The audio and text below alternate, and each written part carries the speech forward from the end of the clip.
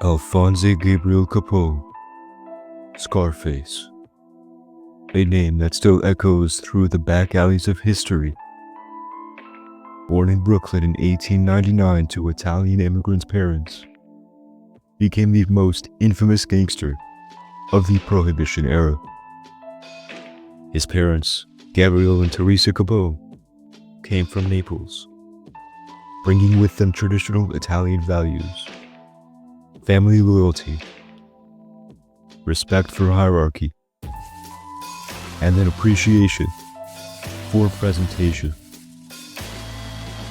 These principles shaped Capone's rise to power, influencing both his criminal empire and his personal style.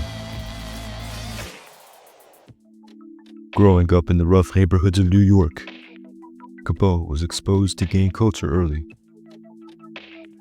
He dropped out of school at 14 and started working under Johnny Torrio, who introduced him to organized crime. In 1920, Torrio brought him to Chicago, where Capone expanded operations in illegal alcohol, gambling, and racketeering. His influence grew, and so did his need for a commanding presence. Capone understood the power of appearance. He wore custom-made three-piece suits, often in pinstripes or solid dark colors. His suits were crafted from high-end materials, like cashmere and wool.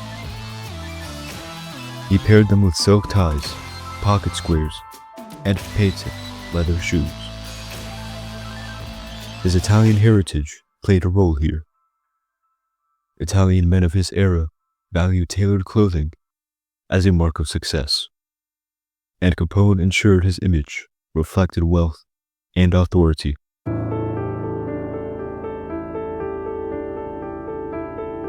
Accessories were crucial to Capone's look.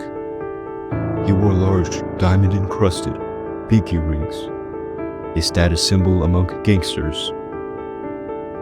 His tie pins and cufflinks were often made of gold, engraved with his initials. He rarely appeared in public without a fedora, usually tilted slightly forward, adding to his imposing image. This wasn't just fashion. It was an assertion of power. One of Capone's most well-known accessories was his pocket watch. He owned a Rolex Prince pocket watch, made of 14-karat gold and monogrammed with his initials. This watch was more than a timepiece. It was a statement of wealth, precision, and control. It aligned with the image he cultivated: a businessman, not just a criminal.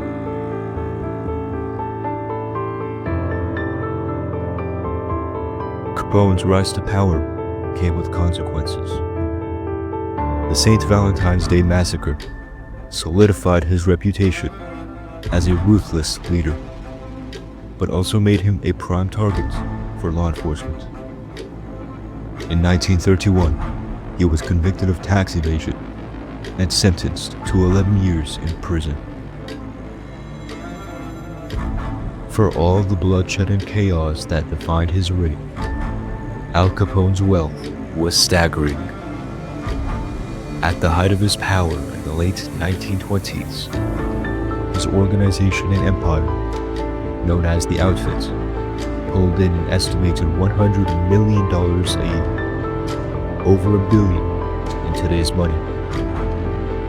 Bootlegging, gambling, and racketeering made him one of the richest men in America. But even with his army of enforcers and politicians in his pocket, Capone couldn't escape the one charge he never saw coming: tax evasion. When the government came knocking, all the money and power in the world couldn't save him. His empire crumbled, and his health deteriorated. He spent his final years at his Florida estate far from the power he once wielded. Capone's style left a lasting impression. Hollywood adopted his look. Sharp suits, fedora hats, and statesman accessories became synonymous with gangsters in films and television. His influence extended beyond crime, shaping the image of authority and dominance in men's fashion. Al Capone's legacy isn't just about crime. It's about control, presence, and style. His Italian roots, his understanding of appearance, and his carefully chosen accessories all contributed to his legend. Even today, a sharp suit and the right accessories command respect, just as they did a century ago.